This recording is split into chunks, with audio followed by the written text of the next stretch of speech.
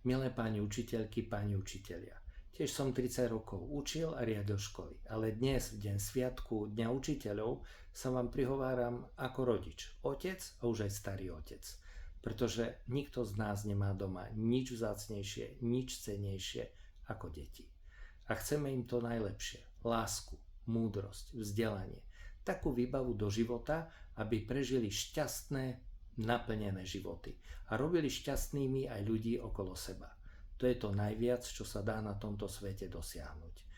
Preto vám ďakujem za každú vašu myšlienku, prácu, službu, za vaše ochotné ruky a srdce venované našim deťom.